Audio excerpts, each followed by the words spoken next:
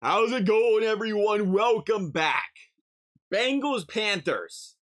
Bengals Panthers both coming off of losses. Bengals coming off an absolutely ugly game. A game where they came into it, it looked like things were being figured out. It looked like this team was once again gonna look like that Super Bowl contender team. Things were coming together. The Browns game comes to town there. They play without Jamar Chase. You see a Woozier go down, and there is some massive question marks for the Cincinnati Bengals entering this football game. The Panthers seeing that change over to PJ Walker, I should say here, and I think that's good for them. I think it's already been proven. You look at the way DJ Moore's been playing. That is a really talented wide receiver, and we're seeing it more and more. It's like whatever reason it was, with Baker Mayfield, he didn't use these weapons. He didn't use them in Cleveland. He wasn't using them in Carolina. So we're gonna see what happens now with PJ Walker behind center here for the Carolina Panthers. I think for that reason, you can't look at the Panthers and say this is a 2-6 football team. Should be an easy win for the Bengals. The Bengals should do it. I'm actually kind of the opposite here. It feels like a trap game to me. It feels like a very good matchup for the Carolina Panthers. You look at JC Horn there, their best cover corner, holding opposing QBs to a 40 passer rating this season. You look at a defense in the Carolina Panthers that loves to blitz and bring pressure. And you flip that over the Bengals with Jamar Chase. It's a completely different story.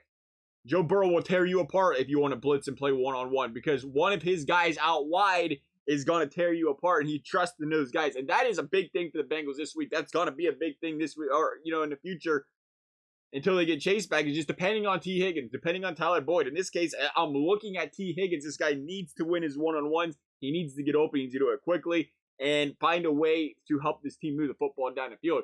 But again, where the matchup concern comes, you say Carolina's got a guy that can cover one. They wouldn't have been able to cover both. I think they can cover one, and then it says, all right, how long does it take for a Tyler Boyd or Hayden Hurst to get open without Joe Burrow getting sacked? Joe Burrow, who's planning, by the way, or on pace, I should say, to be sacked more this year than last year right now. Offensive line's got to figure things out.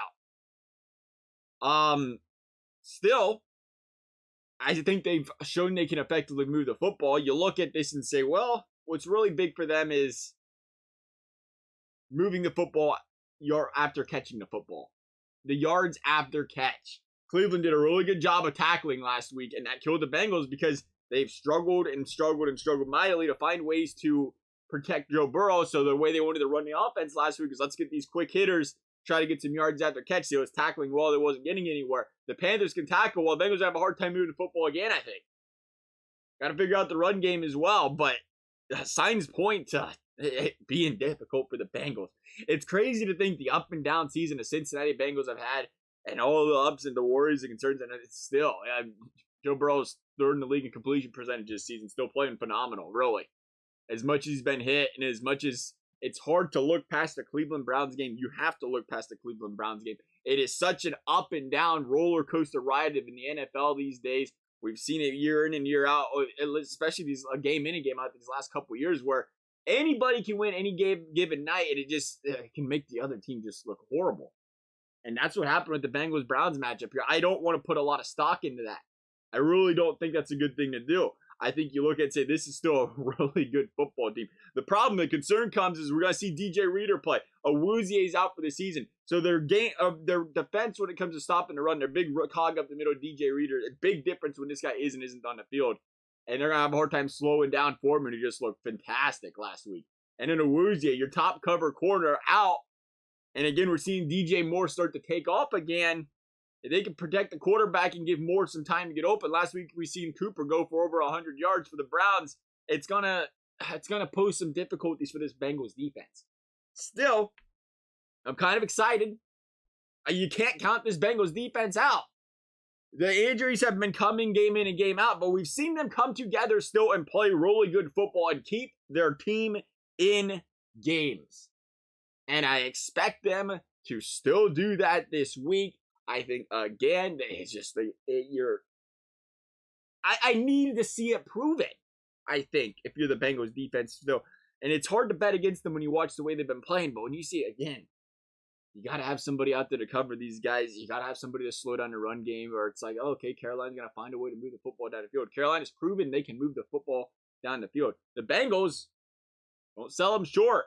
You still have T. Higgins. You still have Tyler Boyd. You still have Hayden Hurst. You still have all these threats on offense. They can move the football down the field as well. I think you got to protect Joe Burrow, though. And these wide receivers just, again, win the one-on-ones. If they're going to blitz, they're going to bring pressure. That's great.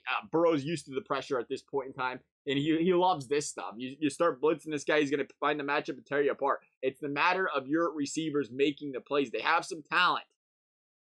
They don't have that one-on-one threat of Jamar Chase out wide, that deep threat, but they still have guys that can go up and get the football and make plays. I just don't like the feeling of this one for the Bengals.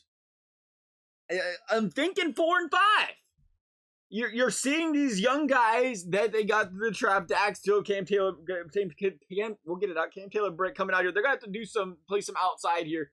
Not to be the news drafted for, they have the capabilities of doing it, but you still wonder, it's like, well, these guys haven't had many reps all year. They haven't given them a lot, haven't given them a big chance. Are they going to step up to the occasion right away, or are we going to see some busted coverages or some miscommunication, just some learning and some growing pains in this game to go along with what they're already worried about? They still have the talent across the board to slow football teams down.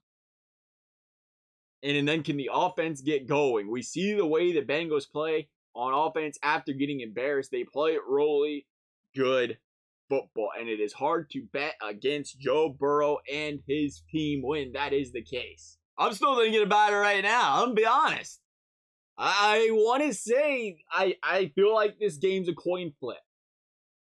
I feel like the Panthers have all the makings of being a team that can go out here and upset the Bengals, and they match up well against them.